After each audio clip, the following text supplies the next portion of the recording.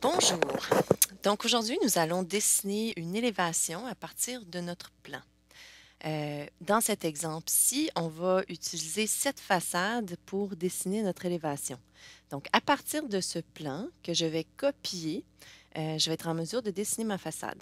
Donc premièrement, je vais utiliser la commande copie pour faire une copie de mon plan que je vais ensuite utiliser comme gabarit. Alors, vous n'êtes pas obligé d'utiliser tout le mobilier. Vous pourriez fermer des calques de l'intérieur, par exemple, parce qu'on n'a pas besoin de l'intérieur pour dessiner l'élévation. Par contre, donc si vous voulez éteindre des calques, vous pouvez le faire et ensuite faire la copie. Comme ça, vous allez avoir moins d'objets copiés dans votre dessin, ce qui peut alléger votre dessin pour pas qu'il devienne trop lourd et que ça lag, comme on dit. Donc ici, je vais faire une rotation de mon plan parce que je veux aligner les éléments de ma façade dans la vue orthogonale que je dessinais. Donc, la façade que je dessinais, c'est celle-ci. Maintenant, elle est plutôt devant moi. Si je suis debout ici et je la regarde, cette façade, tous les éléments vont être placés euh, euh, selon les dimensions qui sont dans mon plan. Alors, avec la commande droite, je vais dresser des lignes guides pour délimiter les coins, les fenêtres, toutes les ouvertures, tous les éléments de la façade que j'ai de dessiner devant moi. Alors, dans la commande droite, ici à la barre de commande, vous allez voir que vous avez l'option de la faire horizontalement, verticalement, en angle. Vous pouvez bisecter deux points, ça veut dire que je peux sélectionner ce point-ci et ce point-là, et ma droite se ferait dans cet angle-là. Donc, j'y vais pour vertical cette fois-ci. Et je vais premièrement mettre les deux coins de ma façade, donc les deux extrémités de ma façade. Ensuite de ça, je vais noter mes ouvertures. Donc ici, j'ai une ouverture.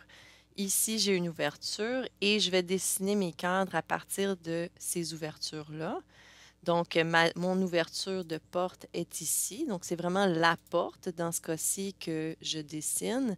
Et même chose ici, mes ouvertures de fenêtre. Donc, c'est le vert. C'est la dimension de ma fenêtre sans mon cadre qui est ici. Donc, le cadre, je vais l'ajouter une fois que je vais avoir fait mes découpures. C'est certain que là, je n'ai pas tout dessiné mes cadres. Si vous aviez déjà dessiné vos cadres, vous pourriez faire deux lignes comme celle-ci. Et je vais la mettre, celle-ci, étant donné que celui-là est dessiné, parce que ça me permet de voir les dimensions que je vais avoir de chaque côté pour mon petit cadrage. Et quand je dis cadre, c'est la partie euh, qu'on voit de la fenêtre en tant que telle ou de la porte. Donc, la partie qui va être parfois, on voit aussi des moulures qui sont ajoutées à l'extérieur, hein, autour des fenêtres. Euh, je vais vous montrer des photos peut-être, mais les moulures comme ça va être en plus du cadrage. Donc, on va pouvoir montrer ça sur notre élévation, vous allez voir. Donc, à partir de ce moment-ci, j'ai déjà délimité toutes les ouvertures, le coin de mon mur, et je vais monter au-dessus de mon dessin pour aller placer une ligne de sol.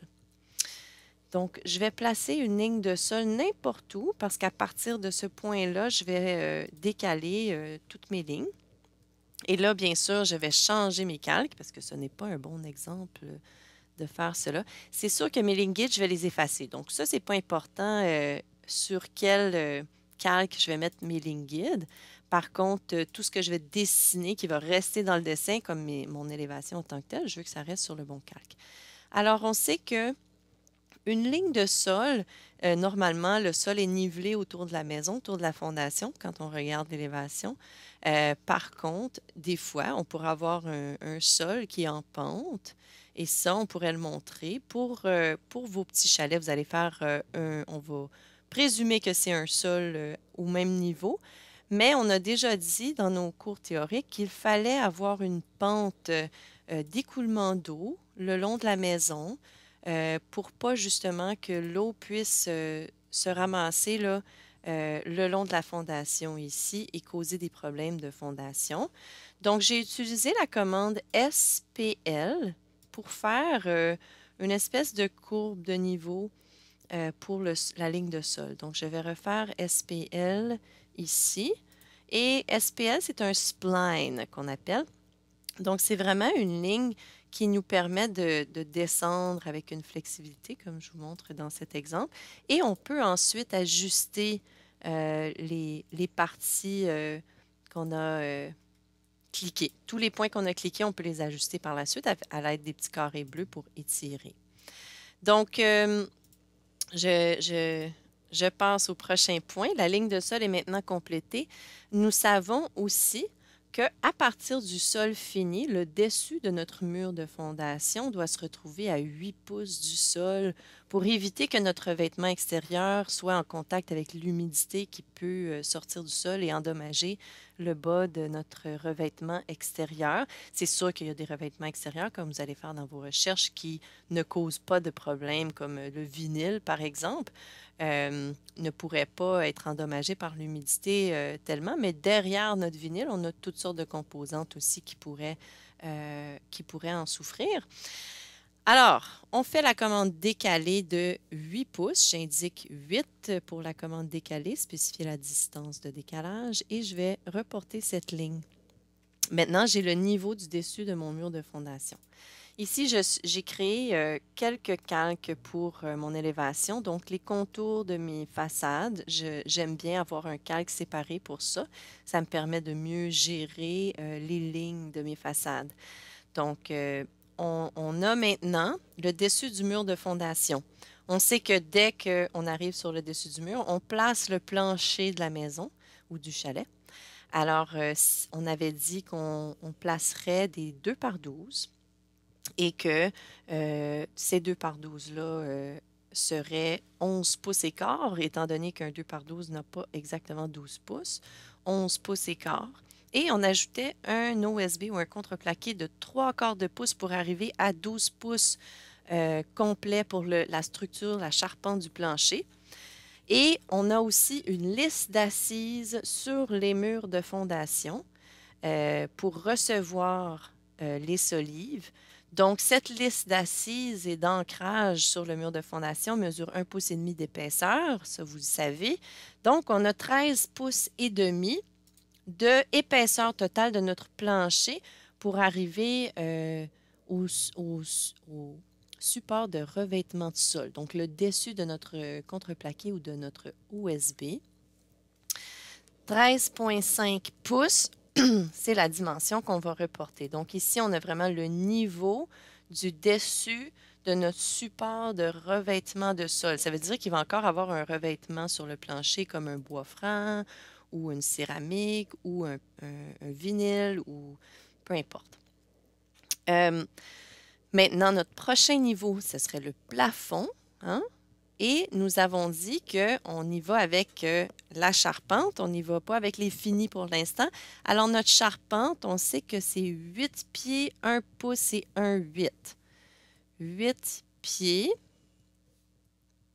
1 pouce. Et le 1/8e, il nous faut une décimale. Donc, si vous n'avez pas calculé la décimale, vous pouvez faire 8 pieds, 1 pouce et faire le 8e et déplacer la ligne de 1/8e de pouce par la suite. Parce que 1/8e, AutoCAD peut faire le calcul quand c'est juste un symbole, tandis que quand on ajoute des pieds avec des pouces et des symboles de décimale, il n'aime pas ça.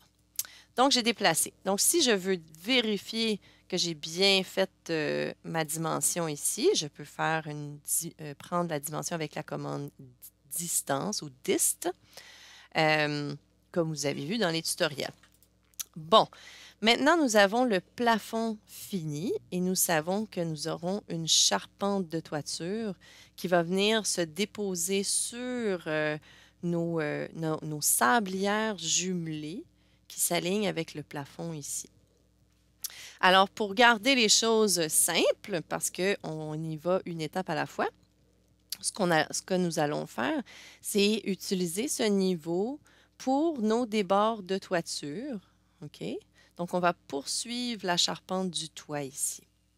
Et vous devez décider qu'est-ce que ça va être le débord de votre toiture? Si vous regardez les maisons dans votre quartier, vous allez voir qu'ils ont peut-être des différentes mesures de débord de toiture. La toiture, en fait, déborde du mur de parfois 12 pouces, 16 pouces, 18 pouces. Donc, moi, ici, j'y vais avec 12 pouces. Et je vais déborder de l'autre côté aussi. Et là, vous remarquez, j'utilise la commande étirer, mais à partir du point. Et quand je clique, ça lance la commande automatiquement. Je n'ai pas besoin d'utiliser le clavier ou les barres à outils. Maintenant, vous allez aussi décider quel serait votre fascia. Le fascia, c'est la face du débord ici avant qu'on aille dans une pente ou bien qu'on continue dans un pignon. Alors là, ici, je suppose que, étant donné que ma poutre et tous mes supports sont au centre ici, eh bien, je vais me donner un pignon qui va être sur la façade du côté. Si je suis debout et je regarde le côté ici, ça va être mon pignon. J'ai un 2 versants, une pente à 2 versants. Donc, ma pente, c'est de ce côté-là et de ce côté-là. OK? Ça veut dire que dans cette façade-ci, je ne vois pas la pente de mon toit, je vois le côté, de ma façade. Et pour faire ça, j'ai besoin de connaître la hauteur de mon triangle et la pente de mon toit dans l'autre sens. Donc, ce que je vais faire, c'est que je vais copier mon plan, encore une fois, à côté. Je vais rotationner, encore une fois, mon plan pour obtenir la largeur que j'ai besoin pour ma pente en toit. Alors, suivez-moi. Si ce n'est pas clair encore, ça va l'être. Je vais faire mes lignes guides verticales avec mes droites, comme ceci. Et là, pour identifier mon centre de ma toiture, j'ai placé une ligne au centre de mon mur. Maintenant, ici, ce que je vais faire, c'est que je vais prolonger une ligne comme celle-ci et je vais l'extensionner de 12 pouces comme j'ai fait pour l'autre. Et là, je vais la ramener, celle-ci, pour avoir la bonne dimension, comme ça. Et là, je sais que je veux un toit qui va avoir 45 degrés, donc 12 dans 12. Hein? On sait que si on fait 12 dans 12, c'est 12 pouces dans l'axe d'Y et 12 pouces dans l'axe de X. Alors, je pourrais faire comme ceci, 12 par là et 12 par là, et j'aurais la pente, en fait.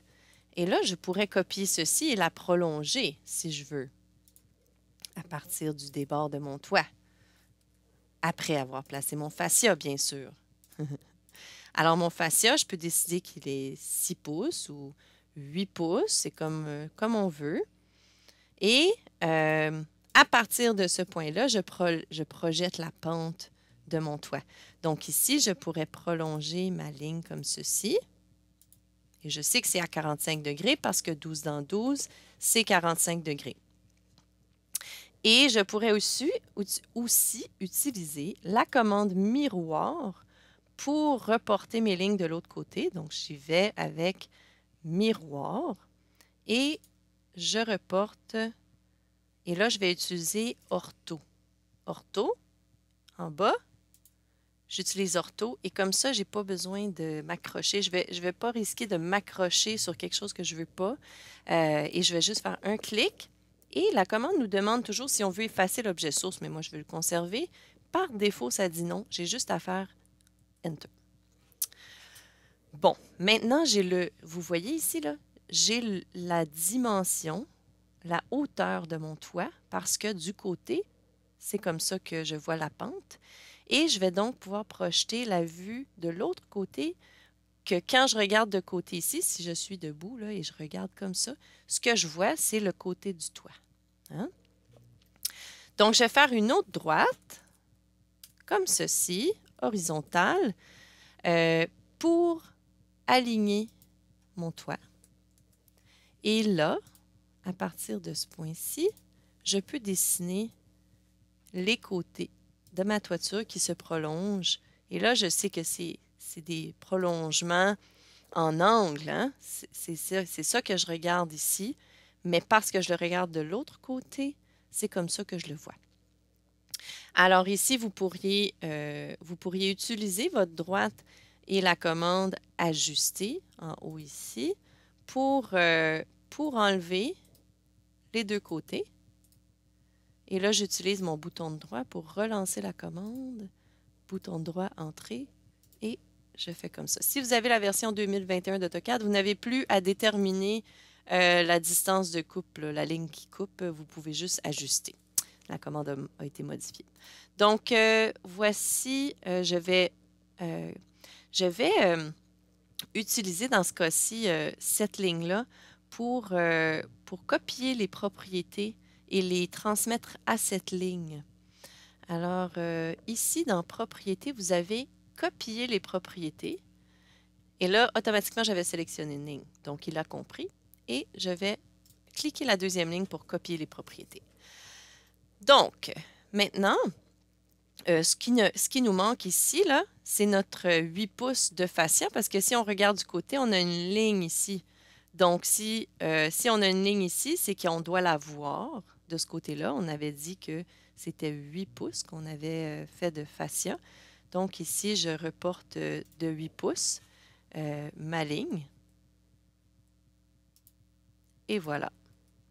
Et je peux même vérifier si je m'aligne bien là, avec une autre droite, ou bien je pourrais retourner, modifier ma réticule, parce que c'est vraiment quand je dessine des élévations que j'aime bien modifier ma réticule.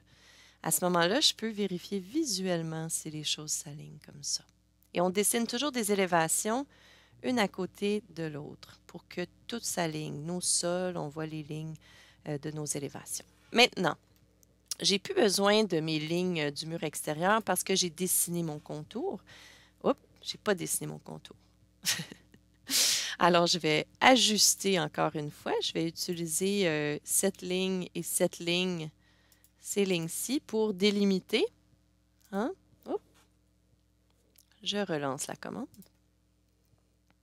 Je vais les faire une à la fois. J'utilise mon bouton de droit pour relancer la commande. Bouton de droit. Et je clique. Maintenant, je fais la même chose ici. Vous auriez pu dessiner aussi par-dessus les lignes, les droites ici. Donc, vous n'auriez pas ensuite à modifier les calques, mais c'est quand même assez rapide de s'assurer que nos calques sont toujours bons. Maintenant, nous savons que cette ligne-ci, c'est le dessus du plancher à l'intérieur, donc on ne la voit pas, cette ligne-là. Et là, je pourrais me créer un calque de niveau à ce point-ci et donc changer ma ligne de calque pour que cette ligne apparaisse d'une ligne cachée, parce que cette ligne-là est à l'intérieur de la maison. Et mon calque devrait être sur un calque plus mince. Je ne veux pas que cette ligne-ci soit aussi épaisse que les lignes de contour. Donc, on doit à ce moment-là se créer un calque qu'on va appeler niveau. Oups! Et on a à changer la couleur pour quelque chose de plus pâle, comme peut-être magenta ou la couleur 8. Et à ce moment-là, je peux mettre mes lignes de niveau comme ceci. Donc, à ce point-ci, il me reste mes portes et mes fenêtres à dessiner. Nous savons que les fenêtres habituellement s'alignent à 7 pieds du plancher, donc à 1 pied du plafond pour des plafonds de 8 pieds. Quand on a des murs de 8 pieds, des plafonds à 8 pieds. Normalement, c'est 7 pieds les hauteurs de fenêtres standard. Alors, on va décaler notre ligne du haut de 12 pouces, 1 pied, pour créer l'alignement du dessus de nos fenêtres et de notre porte.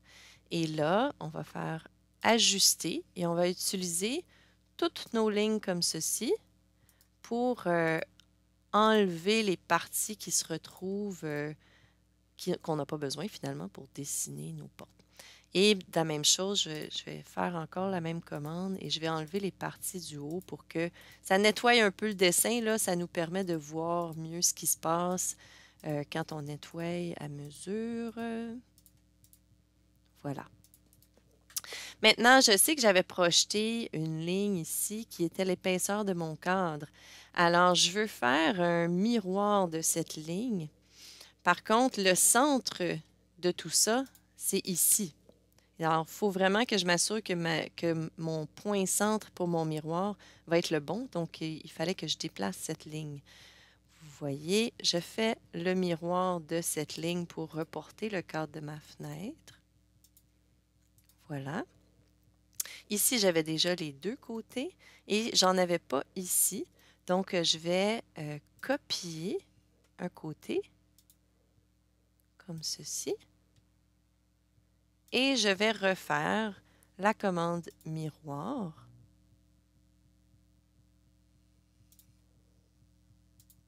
Comme ceci. Maintenant, je dois déterminer la hauteur de mes fenêtres. Et j'ai décidé que mes fenêtres se trouvent à 42 pouces du sol, du plancher, c'est-à-dire pas du sol, mais du plancher. Alors, j'ai mis 42 pouces dans ma commande décalée et je vais décaler ma ligne de niveau. Je vais simplement utiliser celle-ci et je vais utiliser la commande ligne pour venir fermer ma fenêtre. Et là, je vais devoir ajouter une intersection comme ceci, hein, avec mes points d'accrochage. Donc, je dessine ma ligne ici pour la fenêtre et je vais décaler de la même dimension. On sait que la commande décalée, on peut simplement spécifier une distance à partir de quelque chose qui est existant comme ceci. Donc, en cliquant les deux points, j'ai donné ma distance définie et là, la commande me permet de décaler exactement de la même distance. Donc, voilà.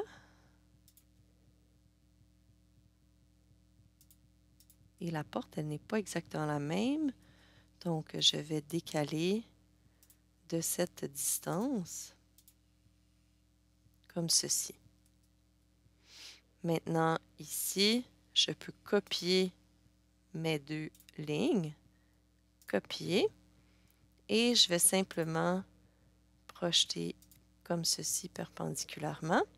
Et il reste le bas de ma porte. Et je sais que le bas de ma porte s'aligne avec le plancher normalement. Donc, je peux facilement découper ici.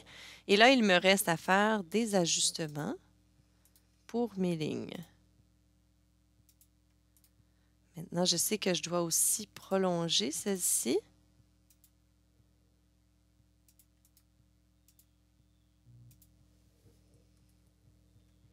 Je vais refaire ajuster.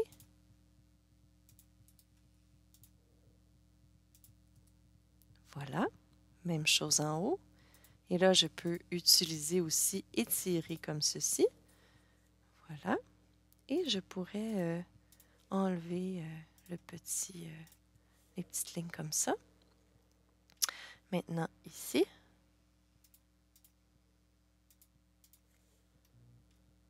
OK.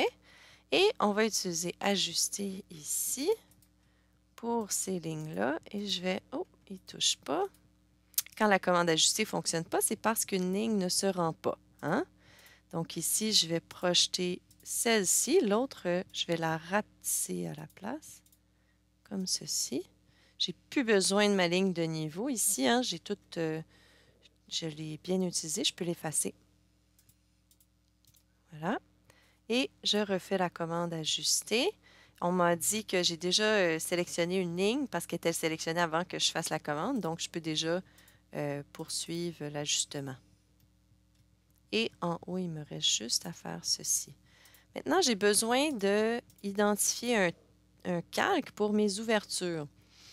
J'avais élévation, contour et j'ai élévation, ouverture qui est sur un calque plus mince parce que les lignes qui délimitent la porte et les fenêtres, ce sont des lignes qui vont être un petit peu plus minces. Donc ici, je vais finaliser mon ajustement pour ma porte et ensuite, on va pouvoir mettre un revêtement extérieur.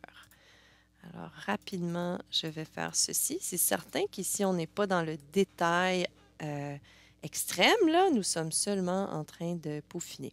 On pourrait imaginer qu'il y aurait des marches ou un petit perron à l'avant de la maison.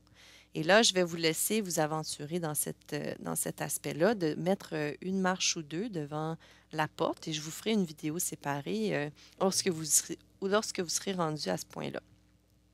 Même qu'on pourrait mettre une petite marquise au-dessus de la porte ici pour avoir une espèce de semblant de toiture qui pourrait être jolie.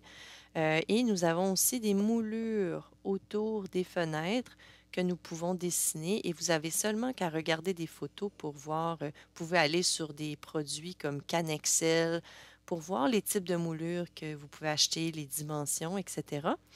Et quand vous avez reporté vos lignes pour les moulures, vous pouvez ensuite ajouter une hachure et la hachure va remplir l'espace vide ici pour montrer un revêtement extérieur. Maintenant, c'est suggéré de dessiner vos escaliers, vos petites marches à l'entrée ou votre petite marquise avant de faire des hachures parce que ça va modifier. Si on ajoute des marches après la hachure va passer par-dessus nos marches.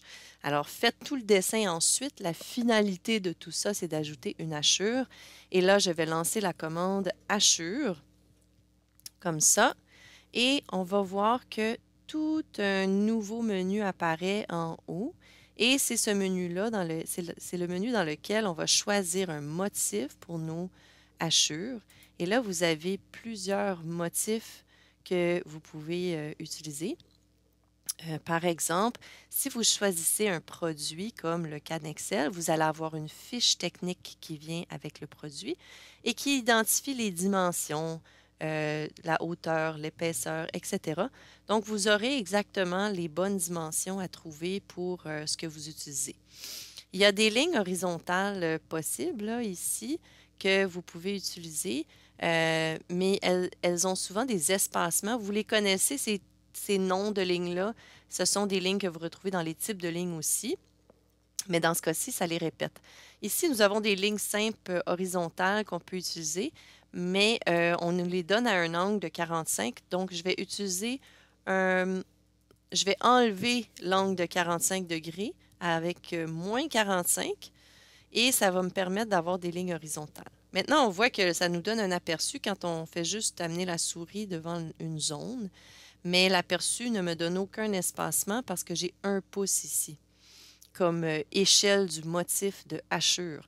Et là, je vais supposer que la hauteur de ma planche de Canexel ou de bois, elle est plutôt 6 pouces. Et là, ça me donne pas 6 pouces. Hein. Donc, ce que je peux faire, c'est modifier encore pour voir si j'ai quelque chose visuellement qui se rapproche de ce que je veux. Et ensuite, en cliquant dans la zone et en faisant Enter, je vais pouvoir aller mesurer entre mes lignes avec la commande Dist. Donc, j'y vais à l'œil, hein, parce que je ne peux pas saisir, ce n'est pas une ligne, c'est une hachure. Donc, on a 3 pouces. Ah, c'est parfait, moi je veux 6 pouces. Tout ce que j'ai à faire, c'est doubler mon échelle. Donc, j'y vais pour 48 et ça donne que c'est l'échelle du dessin. Hein. Fait que ça veut dire que ce type de ligne-là fonctionnait parfaitement pour ma planche de 6 pouces. Et là, vous voyez la hachure et vous devez encore une fois vous assurer que quand vous cliquez sur la hachure en passant, vous pouvez l'éditer, ça tombe automatiquement dans le menu. Mais vous pouvez revenir au début tout en ayant sélectionné et modifier ensuite votre calque pour la hachure. Alors, c'est sûr que si je dessine mes marches ici, ensuite, je pourrais ajouter encore une fois une hachure de chaque côté parce que j'ai du revêtement extérieur qui va jusqu'en bas ici, hein, jusqu'au mur de fondation, comme ça. Mais je veux mes marches ici. Donc, de chaque côté de mes marches dessinées, je vais pouvoir ajouter mon hachure. Et comme je disais, aussi bien tout le faire en même temps. Comme ça, vous n'aurez pas 2 éléments d'hachure. Et vous êtes toujours en mesure de modifier une hachure comme ceci et en allant dans le menu en haut. C'est sûr qu'il est associatif. Les contours sont associatifs. Ça veut dire que si je clique ici, je peux ensuite étirer aussi ma hachure. Mais il faut que j'aie le nombre de points qu'il me faut, là. Vous voyez qu'ici, ce qui arrive, c'est qu'il faudrait quand même que je fasse un autre hachure. Mais parfois, on veut simplement prolonger une fenêtre comme ceci. Et on peut modifier la hachure après l'avoir fait. Le client, disons, revient et dit « Ah, finalement, je vais agrandir ma fenêtre. » OK, pas de trouble, on change le dessin. Alors, maintenant, il nous reste seulement la hachure de toiture. Et comme on a vu dans la lecture de plan, une hachure de toiture, c'est différent de ce que ça a l'air quand on la regarde physiquement. On pourrait voir ici un petit bardeau comme ceci, mais ce qui est le standard du dessin, normalement, c'est ce qu'on appelle, attendez, il est dans R. Mon Dieu, mon Dieu. Non, il n'est pas dans R.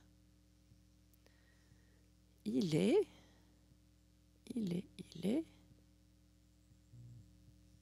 Quelque part. Ah, AR Roof. OK. Celui-là, c'est le standard qu'on voit. Et là, il faut que j'enlève mon 45. Je le remets à 0. Voilà. Ceci est un standard de dessin. On pourrait même le modifier, l'échelle, pour qu'il soit un petit peu plus rapproché comme ceci. Et bien sûr, c'est du visuel, hein?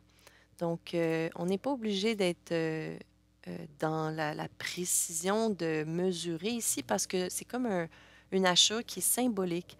Donc, c'est ça. Voilà. J'ai une toiture en bardeau d'asphalte, un revêtement extérieur, disons, en Canexel.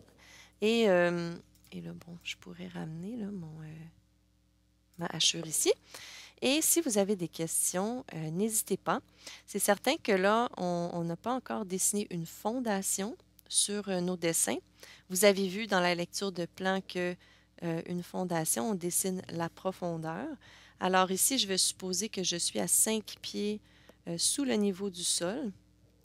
Et je peux revenir m'aligner ici avec mon référence d'accrochage, comme ceci.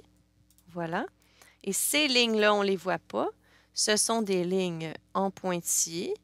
Alors, je pourrais les mettre sur un calque plus mince et aussi les mettre en pointillés. Ce n'est pas un niveau, là, ce sont des fondations. Je n'ai pas le calque de fondation. Alors, mettez-le sur votre calque fondation qui aura un type de ligne pointillé caché, comme ceci. C'est caché dans le sol, la fondation. Et là, vous savez que vous avez aussi les empattements. Et on va faire une épaisseur d'empattement qui est la même que l'épaisseur du mur, donc 8 pouces, comme ceci.